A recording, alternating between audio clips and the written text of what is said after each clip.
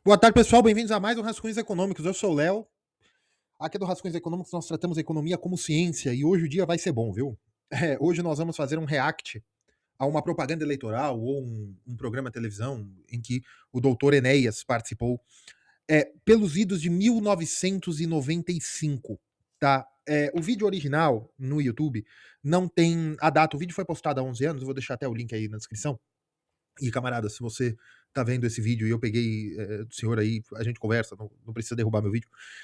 Mas esse vídeo de 1995, segundo a inteligência artificial. Eu sou contra a utilização de inteligência artificial para pesquisa simples, mas nesse aí eu pedi para a inteligência artificial do Google, inclusive a Gemini, para falar, olha, de quando é esse vídeo? Porque a postagem é de 11 anos atrás, mas se eu não me engano, há 11 anos o doutor Enéas nem vivo estava. E ele estava falando ali do começo do Plano Real e eu queria saber mais ou menos o ano. E a inteligência artificial falou que aquilo ali é de 1995. Então, parece que sim. Eu diria que é entre final de 94 e começo de 1995. Muito bem. E nesse vídeo, o doutor Enéas fala mal do Plano Real. O doutor Enéas foi um polímata, né? Ele era formado em matemática, física e medicina. Eu não sei se ele era formado em física ou tinha uma graduação em física, mas ele tinha essas áreas de conhecimento. Um homem muito inteligente, e muito inteligente não só do ponto de vista acadêmico, mas muito inteligente na capacidade ahn, de convencimento e na capacidade de situação, saber onde está, saber a quem fala, né? Mas em economia era uma besta quadrada. Todo respeito aos mortos e todo respeito à família do Dr. Enéas, mas um homem muito inteligente que não entende algumas contradições da sua própria fala. E isso aí ou é mutreta, ou não é tão inteligente quanto parece ser. Ele fala mal do Plano Real nesse vídeo, ele fala mal das privatizações, ele fala mal dos juros e mais uma série de coisas aí. Então nós vamos assistir esse react. Pessoal, curtam, inscrevam-se, comentem. Eu vou deixar as quintas-feiras sempre para reacts a personalidades, ou outros professores, ou esse tipo de coisa. E mandem aí sempre recomendações, mandem os links, não deixem os links dos vídeos aqui no YouTube. Mandem lá nas minhas redes sociais, no Instagram, o arroba, os links da rede social tá aí na descrição. Vocês mandem lá no Instagram, eu dou uma olhada. Curtam, inscrevam-se, compartilhem. Considere se tornar-se membros. Nós temos o curso também na Hotmart, que é Economia para Finanças, em que eu explico economia para que vocês saibam as bases e depois vocês se aventurem pelas finanças ou tomem as decisões que vocês acharem melhor, tá certo? O link tá aí na descrição também. Outra coisa, pessoal, por que eu estou fazendo esses reacts? Porque, como divulgação científica, é importante desmentir alguns mitos, algumas mais interpretações ou coisas que se transvestem de conhecimento verdadeiro, que estão no debate público. E o doutor Enéas, eu tenho uma simpatia pela figura do Enéas, inclusive, e muita gente vai me criticar por causa disso, mas eu tenho uma simpatia pela figura do Enéas. Mas o doutor Enéas, ele, ele é utilizado até hoje como um símbolo de do manuelismo, né? Se tivesse sido ele, né, poderíamos ter escolhido entre ele, Fernando Henrique e Lula, e escolhemos Fernando Henrique, ou depois entre ele, Fernando Henrique e José Serra, escolhemos Lula, esse tipo de coisa, que é uma palhaçada, porque o doutor Enéas iria destruir o país, tá? Pelo menos pela plataforma eleitoral dele e do ponto de vista econômico, isso é uma palhaçada. Na verdade, o que iria acontecer é o seguinte, ele ia falar tudo isso, depois ele ia chegar lá e ia aplicar a cartilha de sempre, porque não há muito o que fazer, né? E aí seria, né, o frouxo Enéas, né, esse tipo de coisa. Veja, a mentira eleitoral e a mentira dos planos econômicos não são só do ponto de vista de assistencialismo. Thomas Sowell, se eu não me engano, vou até conferir, eu deixo o nome do economista, né, aqui, diz o seguinte: quando as pessoas querem o impossível, vence quem conta melhores mentiras. Quando as pessoas querem renda mínima universal, querem bolsas de todos os gêneros, distribuição de renda, querem saúde pública universal sem pagar impostos, esse tipo de coisa, vence quem mentir melhor. Quando as pessoas querem uma massificação, uma capacidade de poder, uma capacidade de ordem, uma viver sobre ordem, né? Aquela estética e aquele desejo por ordem pública que vem da fraqueza também interna. Quando as pessoas querem muito isso, quem mente melhor também ganha.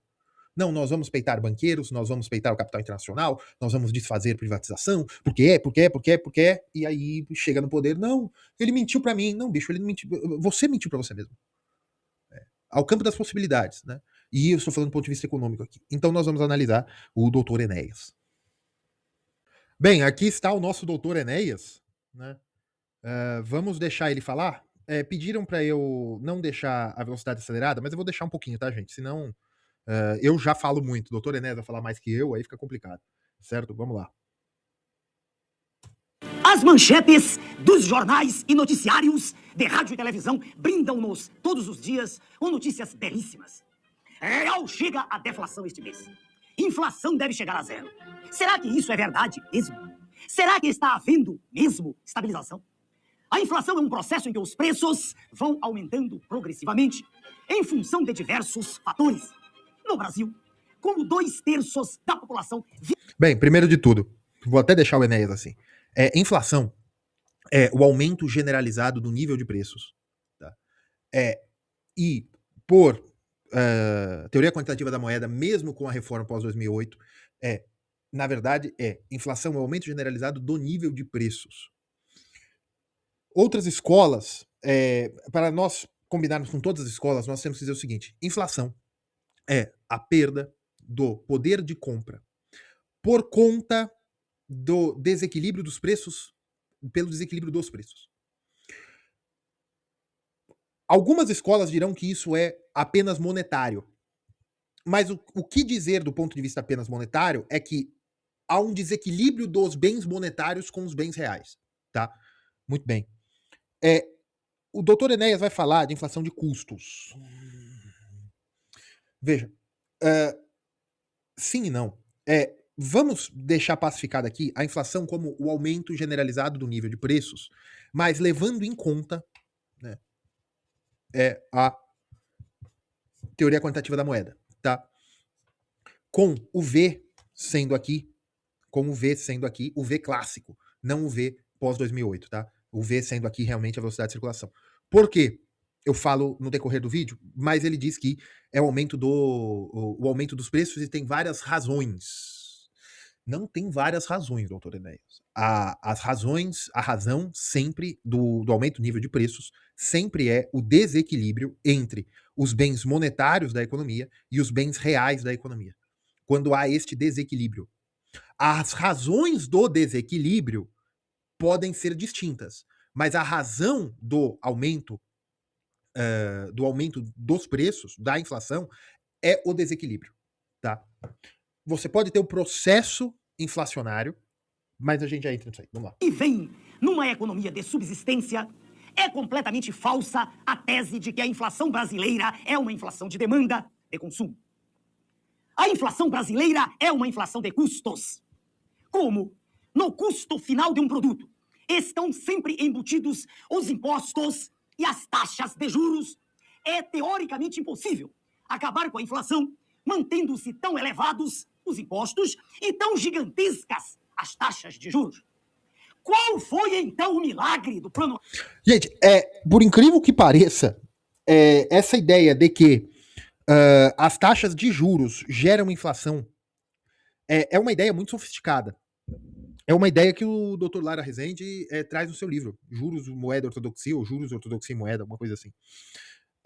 De que, no longo prazo, o custo do dinheiro na economia gera, por expectativas nacionais, outras escolas também diriam, gera um alvo, um target de inflação. No longo prazo, no médio e longo prazo. Mas não é isso que o Dr. Inés está falando. Ele está falando juros via aumento dos custos. Doutor Enéas, os juros, ele gera inflação no longo prazo. Ele pode gerar inflação no longo prazo por um negócio chamado hiato inflacionário. Isso aqui é keynesianismo, tá? Isso aqui é keynesianismo puro. Tá? Que a neoclássica vai chamar de hiato do produto. O que isso significa? Significa o seguinte, que a produção, para aumentar, ela precisa de capital. Para ter capital físico, ela precisa de capital financeiro. O capital financeiro vem via empréstimos. Como os juros é alto, para produzir tem que valer a pena, ou seja, tem que pagar o juros diferencial, o juros equivalente, que eu fiz um vídeo aí já explicando.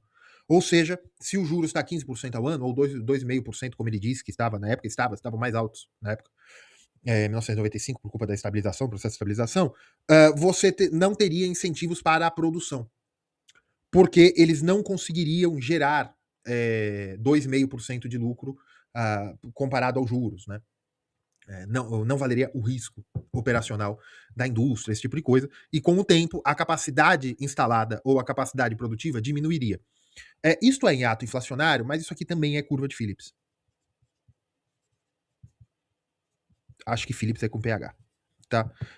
O que é isso? Quando você diminui a inflação, você tem um processo de desemprego. Porque a inflação tem a capacidade de mascarar custos. A inflação tem a capacidade de diluir os custos, diluindo o custo da mão de obra, né, diminuindo o custo da mão de obra, diminuindo o ganho real do trabalhador, e tem a capacidade de aumentar os preços, os ganhos relativos do primeiro ofertante. Ele já pega, já transforma o dinheiro e ele produz e tal.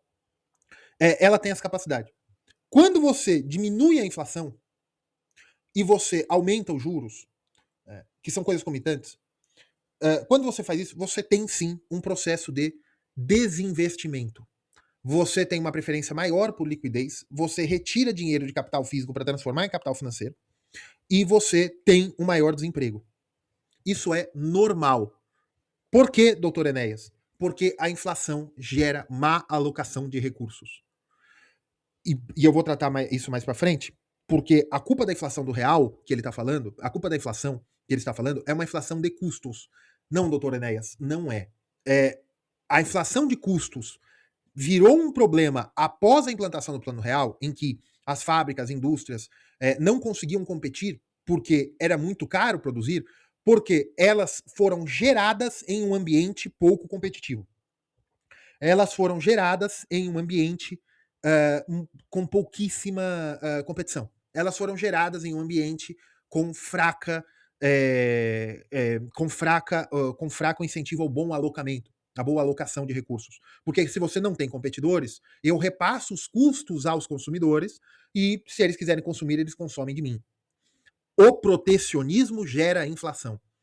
O choque de estabilidade, doutor Enéas, de que agora você pode competir com produtos de fora, você pode consumir de fora, você como consumidor pode consumir de fora, as fábricas nacionais vão ter que correr para cortar custos. E como não há mais inflação, ou a inflação está muito, muito diminuída, comparado ao que era, eu não sei onde o pessoal acha que 1% ao mês é pouco de inflação. Eu não sei onde o pessoal acha que 2, 3% ao ano é pouco de inflação. Gente, inflação tem que ser 0,5, 0,2 ao ano. Ou 1% num ano, menos 0,3 em outro. A inflação tem que ser o mínimo possível, mas sem cair no perigo da deflação. Muito bem. Quando você tem esse processo de stop na inflação, de que a inflação inercial é contida, você tem um ajuste. Você tem um ajuste dos preços relativos. Você tem um ajuste para saber quanto vale as coisas. Você tem um ajuste para saber se eu estou gastando ou não. Por quê? Porque a inflação mascara custos. É por isso que bancos quebraram. Eu não sei se se demorou um pouquinho para que você tivesse o resgate aos bancos. Acho que foi 96, 97. Por quê? Bancos quebraram. Ah, mas os juros eram altíssimos, isso é bom para banco. Então por que o Plano Real quebrou boa parte do sistema bancário? Porque o próprio sistema bancário funcionava sobre a fumaça inflacionária. Inflação é horrível. Inflação destrói preços. Inflação destrói a alocação de recursos. A inflação destrói a informação de preços. Pior, nós não estamos falando de uma inflação alta, que era antes do Plano Real. Nós não estamos falando de 10% ao ano. Nós não estamos falando de 20% ao ano. Nós estamos falando de que poucos anos antes nós tivemos hiperinflação, a destruição do sistema de preços. Nós tivemos 7 planos econômicos com 4 ou 5 mudanças monetárias, agora não me recordo. Não havia espaço monetário no Brasil. Então você está falando, doutor Enéas, de que o problema da desindustrialização, ou seja, do hiato inflacionário, do desinvestimento, veio do controle da inflação? Ou o fim da inflação apenas é quando a água baixa, abaixo da linha da cintura, a gente descobre quem está nadando sem roupa de banho? A inflação apenas retirada, você mostrou todos os problemas estruturais da indústria brasileira, que foi criada desde a década de 50, sob um período estritamente inflacionário. Sobre senhoriagem. Aí sim, meus amigos austríacos, sobre o efeito Cantillon. Sobre impressão de dinheiro, sobre imposto inflacionário. Sobre pilhagem do trabalhador via diferencial de juros, via diferencial inflacionário, perdão. Porque se seu salário é 1.000, mas a inflação é 10% ao mês, você começou a trabalhar no começo do mês, no final do mês você já está ganhando 10% a menos. Esse é o problema inflacionário. Aí como é que você corrige? Você corrige com gatilho. Aí você está levando mais e mais e mais e mais e mais. A inflação destrói a alocação de recursos, principalmente uma inflação, hiperinflação, uma inflação de 10, 20, 30% ao ano. Esse é o problema inflacionário. E o doutor Enéas está falando que o problema é o controle inflacionário. Não, o problema são os juros. Os juros só está mostrando que não há capital. Não há capital. Então, você tem que aumentar o preço do dinheiro. Antes, como é que você resolvia isso? Com senhoriagem. Você criava dinheiro. Do nada. Agora, como é que você resolve isso para atrair capital? Juros. Por que, doutor Enéas? Nas suas aulas de física, o senhor... É estranho falar com o doutor Enéas, porque o doutor Enéas não está mais nesse plano. Então, por favor, doutor Enéas, não venha aqui conversar comigo.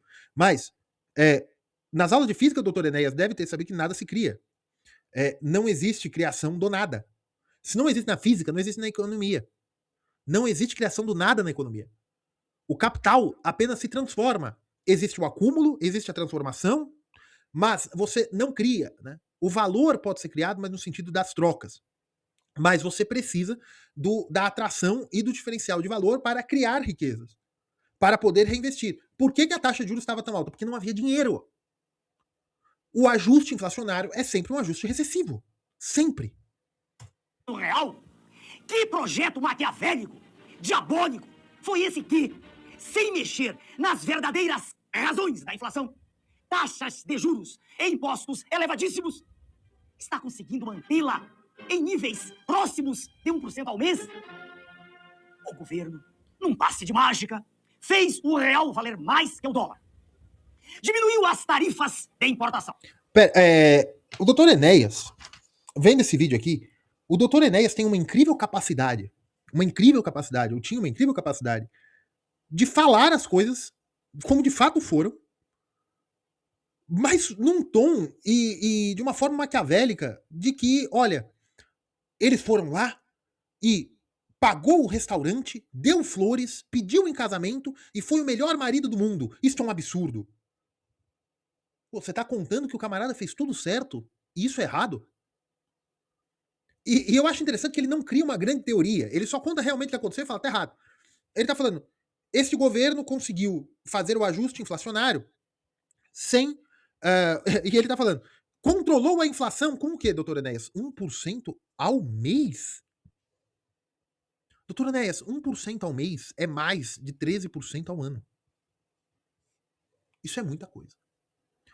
Isso é muita coisa. Acho que é uns 12 alguma coisa, né? Mais ou menos 13% ao ano. Isso é muita coisa. Mas, comparado ao que era, tá bom. E aí ele fala, este governo controlou a inflação sem diminuir os impostos. Esse governo controlou a inflação sem diminuir as taxas de juros. E ele podia ter falado, eles aumentaram. O Plano Real aumentou a taxa de juros, uma absurdidade. Aumentou os impostos, uma absurdidade. Se eu não me engano, em 94, em agosto ou julho, inclusive eu acho que foi o Ciro Gomes. Se eu não me engano, o Ciro Gomes é um pouco depois, porque o Recupero sai no escândalo das parabólicas, e entra o Ciro Gomes para ser ministro da Fazenda. E foi o Ciro Gomes que fez o maior superávit da história do Brasil. O Ciro Gomes foi o maior ministro da economia, maior ministro da Fazenda, do ponto de vista de arroxo e depressão.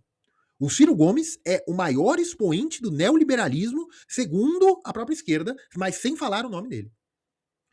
O Ciro Gomes, quando no Ministério da Fazenda, né, no final do governo Itamar, propiciou o ajuste recessivo do Plano Real.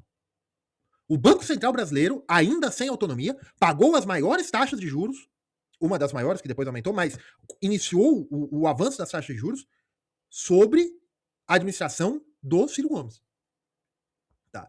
Então, cuidado aí com o que vocês leem, porque senão o Ciro Gomes também é que nem Fernando Henrique Cardoso. Esqueçam tudo. O Fernando Henrique Cardoso falou, né? Esqueçam tudo que eu escrevi sobre a CEPAL. sobre o Fernando Henrique, um grande sociólogo de esquerda, ele falou, esqueçam tudo que eu escrevi. Né? E o Ciro Gomes, agora, quando ele escreve e fala do desenvolvimento brasileiro, esqueçam tudo que eu fiz no Ministério da Fazenda. Né? Mas eu não tenho culpa, eu só estava respeitando ordens. Então tá bom, então vamos lá. E aí, 1%, 13% ao ano, só pode ser possível ser feito isso com as taxas de juros. Primeiro, se eu não olhei os dados, tá? Eu não olhei os dados, eu deveria, mas se realmente foi 13% ao ano de taxa de juros, um pouquinho mais, um pouquinho menos, taxa de juros não, né? De inflação. A taxa de juros está em 30%, está em 20%, está em 40%. É sobre isso aqui, e também aqui você tinha o problema. Você estava reestruturando toda a política fiscal do governo federal. Toda a política fiscal. Toda. Antes do Plano Real, o governo brasileiro se financiava via senhoriagem. A senhoriagem vinha sendo combatida desde o plano Bresser, se não me engano, quando acaba a conta movimento do Banco do Brasil, mas aí tinha o próprio Banco Central que fazia recompras do título do Tesouro, compras do título do Tesouro, esse tipo de coisa. E então o Estado se financiava via criação da moeda exógena de dinheiro. O governo criava dinheiro. O Plano Real, inclusive, que aí o doutor Enéas diz que que vocês criaram uma magia, uma mágica de que o dólar, ou perfeitamente artificial, que $1 igual a R$1. Primeiro, não era. Eram bandas cambiais. Ficava entre 0,8 e 1,2. Como é que eles fizeram isso? Não era conversibilidade plena, eram bandas. Então havia uma parte flutuante em que o Banco Central entrava para equilibrar, para forçar a meta de 1 para 1. Como que eles faziam isso? Da transição do Cruzeiro Real para o Real, o Banco Central, né, o Tesouro Nacional, fez uma enorme quantidade de senhoriagem para, via efeito Cantillon, ou seja, os primeiros possuidores, comprar dólares, aumentando as reservas internacionais brasileiras em dólar via efeito Cantillon. Imprimo Cruzeiro Real, compro, isso vai destruir a taxa de câmbio, mas não tem problema, eu entro comprando, porque via efeito Cantillon, eu estou criando dinheiro, mas vai direto para a taxa de câmbio. Vai direto no mercado cambial, eu compro para que eu acumule, para que quando mude para o real, né, o RV, depois real, eu tenho uma grande quantidade de dólares para segurar isso aqui. Por quê? Porque o seu Enéas está falando que eles conseguiram resolver a inflação sem atacar os problemas.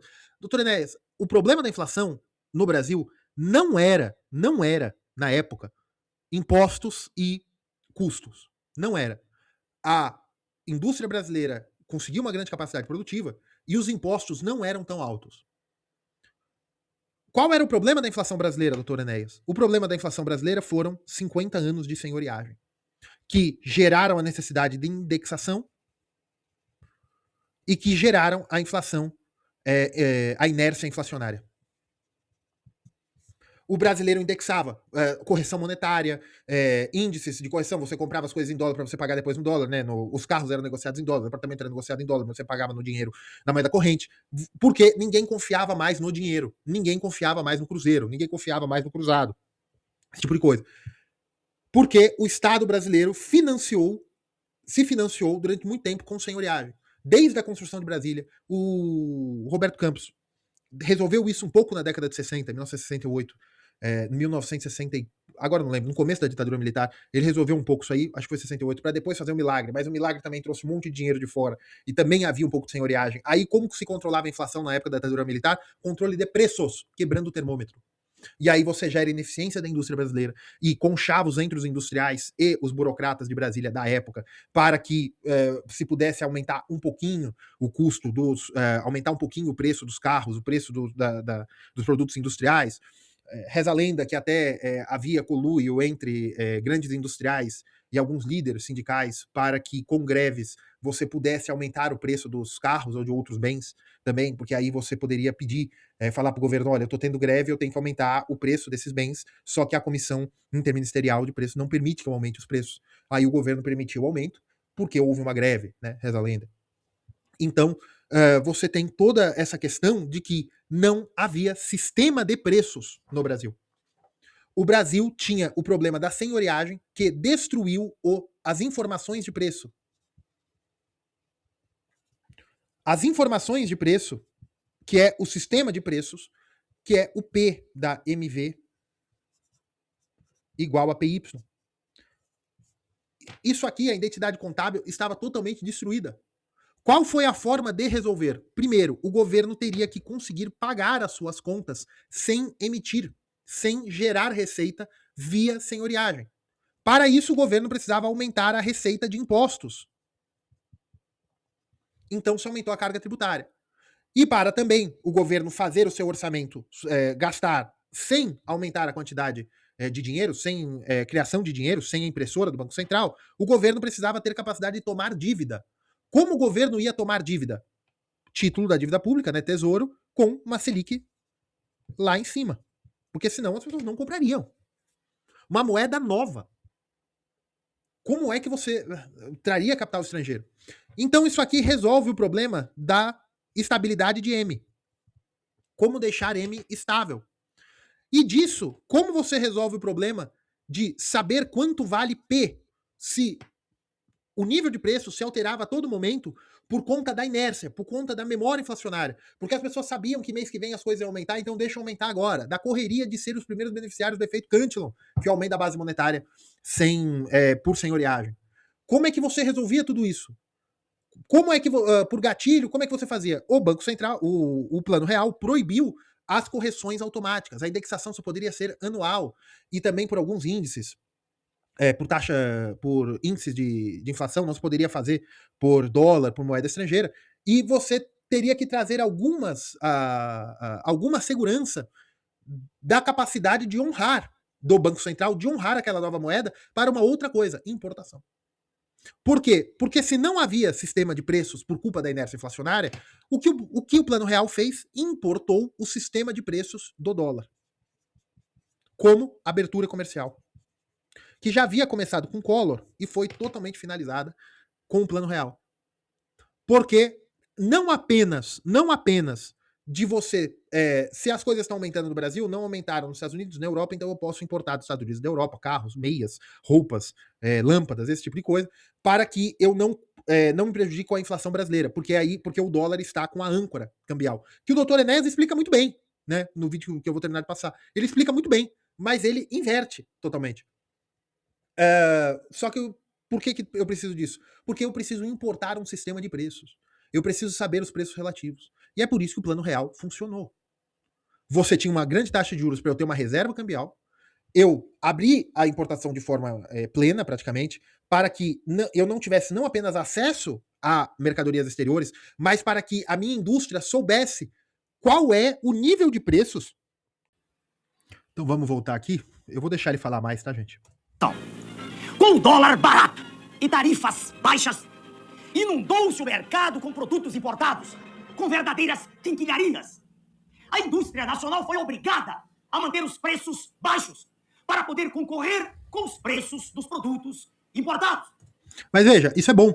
E sabe quem fez isso? De novo, freio de arrumação que o Pérez Farida, junto com o ministro da Fazenda à época, final de 1994, para colocar uma taxa de juros de 20% a 30%. Na época o Banco Central não era independente. Quem foi? Seu Ciro Gomes, e que o real atingiu a sua maior cotação histórica frente ao dólar, maior no sentido de mais poderoso frente ao dólar.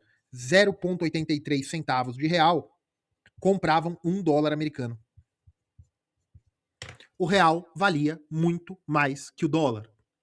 Como? Aumentando a taxa de juros, trazendo muito capital para o Brasil, a indústria nacional, aumentando o poder de compra do brasileiro em dólar, para que a indústria nacional não conseguisse repassar custos.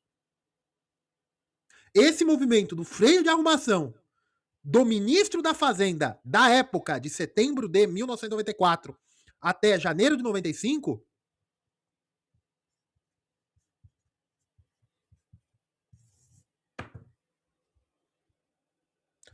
se houve um processo do real que destruiu a indústria nacional, e o Ciro Gomes estava errado? Não, não estava. Gente, não existe indústria nacional. Existe industrial que tem indústria no Brasil.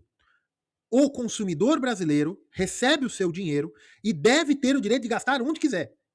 O seu Ciro Gomes hoje não concordaria comigo.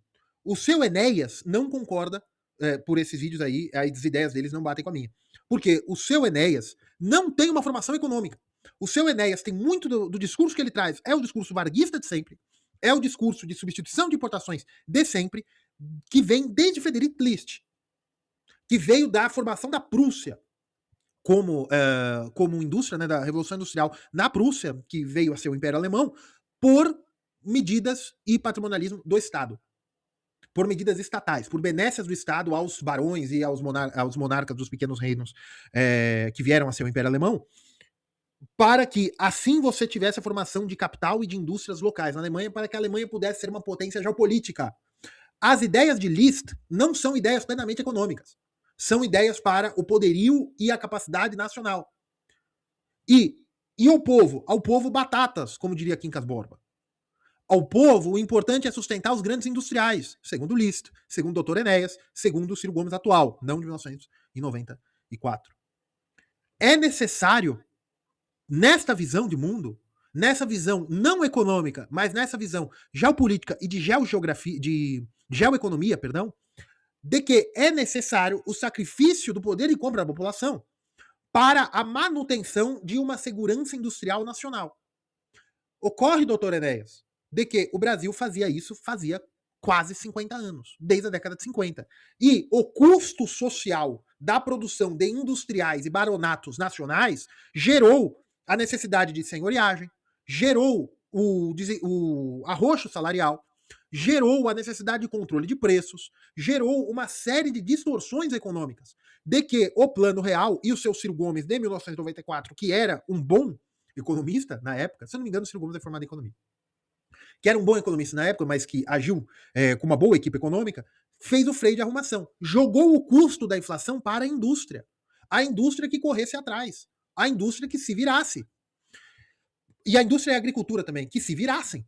Com taxa de juros e com custo produtivo. Por quê? Porque a população, tendo emprego ou tendo renda, poderia importar e trazer o sistema de preços, na marra, o sistema de preços da Europa e dos Estados Unidos, que é via do sistema de preço dólar. Veja, o Plano Real importou o sistema de preços, porque não havia sistema de preços no Brasil funcional. Ele foi corroído por 20 anos de controle interministerial de preço na época da ditadura militar. Ele foi corroído por congelamento de preços e expectativas de novos congelamentos durante o governo Sarney. Ele foi corroído por uma série de mudanças da moeda e planos econômicos. E ele foi corroído por hiperinflação. Não havia sistema de preços funcionais. A URV, que era você dividir os cruzeiros reais pelos dólares para ter a nova unidade de conta, ela trouxe o sistema de preços do dólar. E para isso você precisava ter dólares. Para isso você precisava de uma taxa de juros alta. Para isso você precisava de um ajuste. Agora sim, que eu falei lá no vídeo. Isso é quase austeridade. Inflação alta, taxa de juros alta, impostos mais altos do que o normal, sim, na época, mas muito mais baixos do que são hoje. E aqui entra também as mudanças para o IOF ser um imposto de arrecadação. E você tem taxa de juros de 20%, 30%. E o ajuste, que é nessa época que o doutor Enéas está falando, né, que causou tudo isso. O Ciro Gomes já tinha saído do Ministério da Fazenda, mas que causou tudo isso foi o ajuste do Ciro Gomes, o ajuste do Plano Real, que foi feito um pouco depois. Que foi o ajuste de jogar o custo à indústria. Valorizando o real a quase o limite inferior da banda, 0,8. Tá? Vamos lá. Se os custos das empresas tivessem sido repassados para os produtos, elas perderiam o mercado cheio de importados. E assim começou o processo. O câmbio puxando a inflação para baixo. Houve uma perda salarial desde o momento da instalação do plano, avaliada em torno de 30% na virada da URV para o real. Não havendo aumento de salários, entrou em cena o segundo elemento puxando a inflação para baixo. Com as taxas de juros mantidas no alto, ficou quase impossível para os agricultores o pagamento dos empréstimos contraídos. Lembram da passeata a Brasília? Mas, se os agricultores repassassem os custos para os produtos agrícolas, perderiam o mercado, porque o governo também importou alimentos, baixando as tarifas para o nível daquelas da Argentina. Então entrou no cenário o terceiro elemento puxando a inflação para baixo. Os preços agrícolas baixaram, porque senão seria impossível para os agricultores venderem seus produtos. O governo não tocou nem de leve nos impostos e no ponto nevrálgico, as taxas de juros. A questão crucial da inflação brasileira, escondida pela imprensa, que é podre, é a alta taxa de juros com que se pagam os títulos da dívida mobiliária. Pagando-se juros de 2,5% ao mês sobre 80 bilhões, bilhões de dólares. Chega-se à cifra espantosa de 2 bilhões de dólares ao mês. São cerca de 65 bilhões de dólares por dia. São quase 3 bilhões de dólares por hora. Estes números são astronômicos. Se o senhor ganha R$300 por mês, bem mais que um salário mínimo, o senhor precisaria trabalhar apenas 833 anos para ganhar o que o Brasil paga em 1 hora de juros. Somente juros. Aí vem o governo. É uma besteira isso. Se você ganha um salário mínimo, você precisa de não sei quantos anos para pagar a dívida pública. Mas não vai ser você que vai pagar a dívida pública, não se preocupa. Isso aí também é uma desmedida. Mas ele toca, eu acho impressionante, que ele fala que a âncora cambial permitiu um aumento de poder de compra da população, e esse poder de compra da população permite que a população importe, e ela importando não pode mais, as indústrias nacionais e a agricultura, que aqui eu não escrevi, mas a agricultura e a indústria não podem repassar custos. Doutor Enéas, eu já disse, a agricultura e a indústria tinham alocações desfuncionais por conta de 50 anos de senhoriagem no Brasil. Por conta de 50 anos de apenas ajustes pontuais. Obrigações de reajustar o Tesouro Nacional, indexação de salários, e essas coisas que apenas mascaram o problema. A hora que a inflação acaba, a hora que você segura a inflação, e mesmo com a inflação de 12% ao ano, a hora que você segura isso um pouco, a água baixa e a gente sabe quem tá nu. Aí a indústria não pode repassar custos. Por quê? Porque a indústria e a agricultura, a indústria através da âncora cambial, mais a agricultura através do Mercosul, que é isso que ele não fala, porque o Mercosul é um projeto que agradava o doutor Enéas, porque ele tem essa ideia da Escola Superior de Guerra, que o Brasil tem que ser a sede do Império Sul-Americano.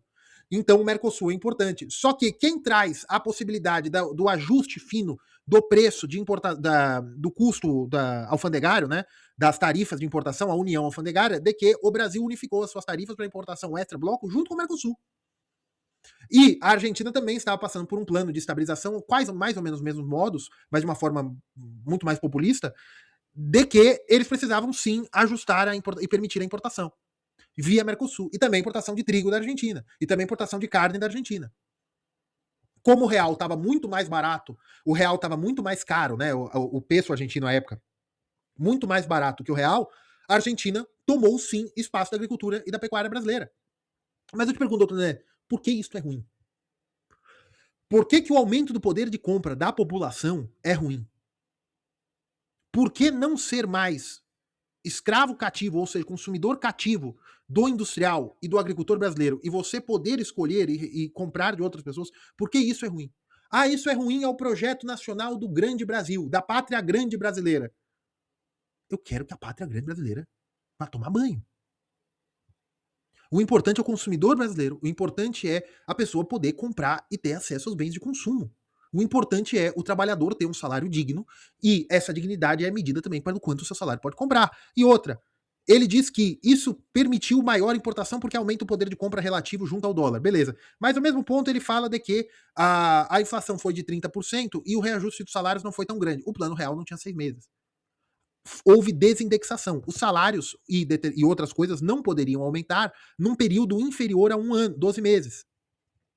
Porque senão, se você começa a passar a inflação, porque a inflação é o ajuste do nível de preços ao nível de oferta monetária. De oferta monetária não, ao nível de oferta de bens e serviços monetários, oferta de bens e serviços reais, oferta de bens e serviços monetários. Se você começa a permitir aumento de preços de coisas passadas, a rigidez de contrato, né, salários contratados antes, esse tipo de coisa, você perde a capacidade de ajuste. Os preços, a inflação passa pelos preços, eleva a todos e ninguém nunca paga a conta. Na inflação é importante alguém pagar a conta. Alguns bens perderem valor ou ganharem valor frente ao nível de preços. A inflação precisa disso para acabar, né, para o efeito inflacionário acabar. Se você faz ajustes com menos de 12 meses, você só está dando inércia inflacionária. A desindexação foi necessária à estabilização do plano real. Foi necessária. Era necessário fazer isso. E se ele tá falando de começo de 1995, primeiro semestre de 95, o real ainda não tinha um ano.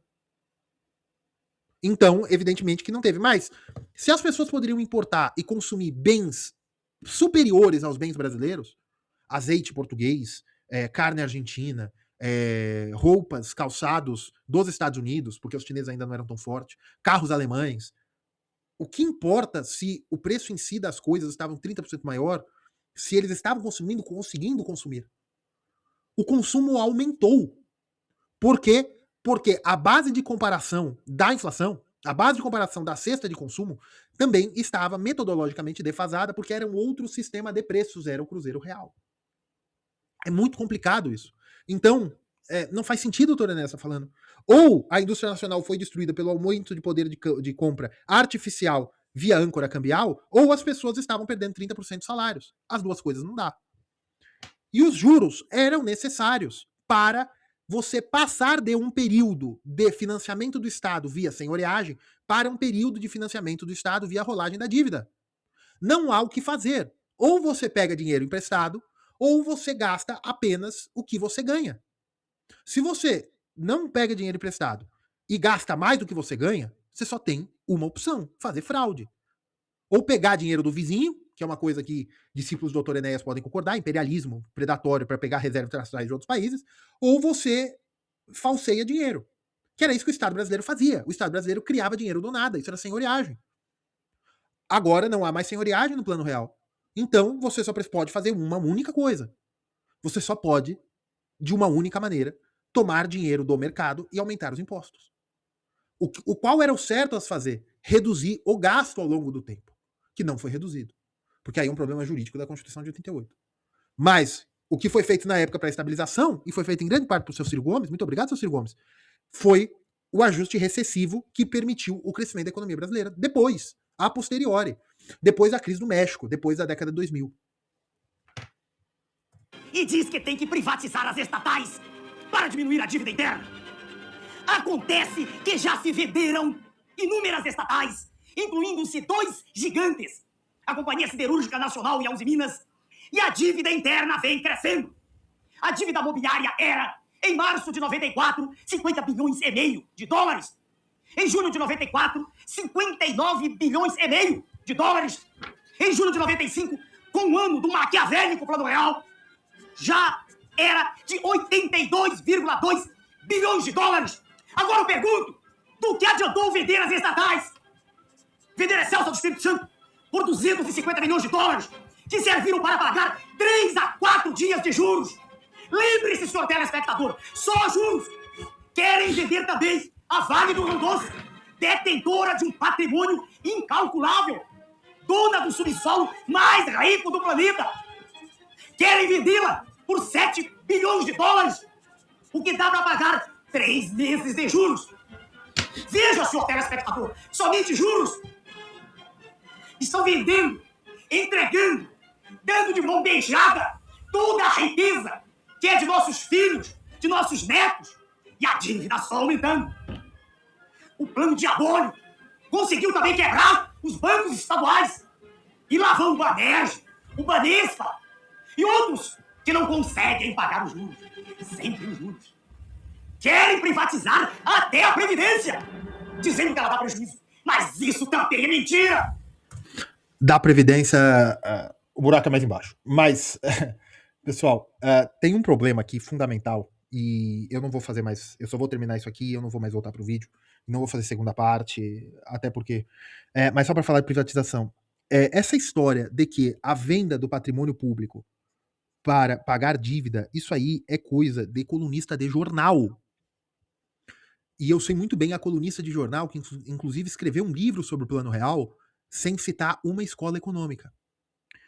E foi essa pessoa que começou com essa história de que a privatização era para pagamento da dívida. Não era. A privatização vem desde o governo Collor na ideia de retirar a necessidade de investimentos do Estado e levar à iniciativa privada para a atração de capital externo. A privatização e venda de patrimônio público para ente estrangeiro permitiria que o investimento direto estrangeiro fosse numa crescente durante um determinado período de tempo. E investimento direto estrangeiro é dólar que entra no Brasil. E isso melhora a necessidade isso diminui a necessidade de carry trade, isso diminui a necessidade de que dinheiro especulativo venha para o Brasil para comprar dívida pública para manter o nível do dólar. Ou seja, era necessário você vender patrimônio público para ente estrangeiro para diminuir os juros. E também, com os juros altos, o Estado não conseguiria tocar essas empresas. Qual foram os problemas da privatização brasileira? Várias denúncias de corrupção, desvalorização, problema de modelagem de contratos, né? Você não deveria ter vendido dessa forma, que ele está falando, o patrimônio mineral, você deveria ter vendido o capital da empresa, não a licença de exploração do minério de ferro, não a licença de exploração das minas de ouro do Amazonas. Você deveria ter vendido o capital físico da empresa e diminuído a licença de exploração, evidentemente. Mas esse negócio que o patrimônio mineral gente, ouro, petróleo, prata, não valem porcaria nenhuma debaixo da terra. O que eles valem é acima da terra. Se existe uma reserva mineral de 50 toneladas de ouro, e ela está aqui, mas eu vou gastar 60 toneladas de ouro para buscar essas 50 toneladas, se eu tenho uma reserva de 50 milhões de dólares em petróleo, mas só para começar a atividade eu vou precisar de 60 milhões de dólares, não vale a pena. Existem muitas reservas minerais no mundo inteiro já descobertas, mas que não têm viabilidade econômica. E por mais que houvesse viabilidade econômica, o Estado não tinha capacidade de investimento por conta dos ajustes excessivos e da disciplina fiscal. Caso contrário, você faria um outro imposto, que é o imposto inflacionário.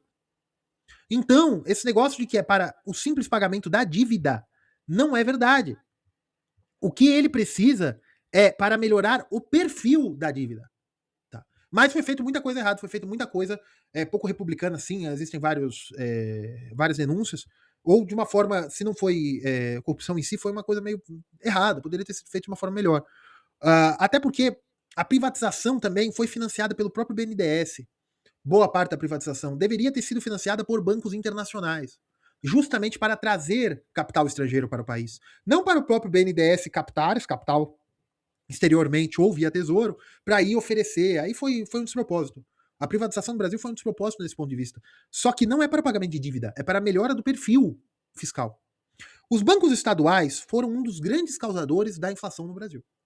Porque os bancos estaduais tinham a capacidade, como o seu Quercia falou, quebrei o Banco do Estado, mas elegi meu sucessor. Eles respondiam aos governadores. E os governadores faziam empréstimos junto aos bancos estaduais para aumentar o orçamento dos estados. O estado de São Paulo tinha companhia aérea estatal.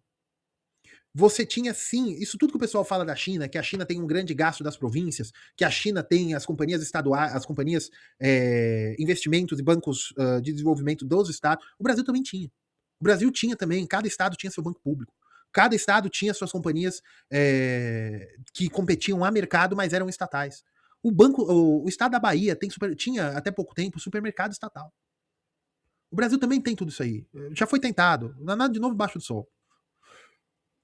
Os bancos estaduais criavam dinheiro via reserva fracionária, criavam dinheiro escriturário, ou seja, criavam dinheiro junto aos bancos estaduais, e pior, os estados tinham dívida mobiliária comprada pelos bancos estaduais, que é título tesouro estadual, vamos dizer assim. Foi necessário sanear isso aqui. E outra, esses bancos não davam lucro, porque eram bancos plenamente instrumentalizados. Quando a inflação acaba, esses bancos não conseguiam rolar a sua própria dívida via inflação. E aí eles quebraram e precisaram de socorrer de quem? Do Estado brasileiro, do governo federal. Por isso que os juros teve que aumentar, porque o governo federal precisava de recursos. O governo federal precisava de recursos tanto para o dólar, como precisava de recursos para o saneamento de tudo que estava acontecendo. Quando a água baixou, teve que sair tudo limpando, para não feder. Então, eu não vou fazer parte 2 disso aí. Se chegar a 20 mil visualizações, em uma semana, eu faço parte 2. Ou pego outro vídeo do Enéas. Mais para a semana que vem. Mas eu acho que já é o suficiente para mostrar que o Dr. Enéas, como político, ele tinha uma enorme capacidade de falar o que está acontecendo e falar que isso é ruim. Eu acho isso impressionante. Tá? Bem, pessoal, por hoje é só. Curtam, compartilhem. Considere se tornar-se membro, veja o nosso curso na Hotmart. E chegando a 20 mil visualizações em uma semana, com pelo menos 5 mil likes, eu faço a parte 2 do Dr. Enéas, outro vídeo. Ou vocês recomendem aí vídeos de economistas, de políticos para reagir. E eu vou escolher pela a minha própria vontade, mas também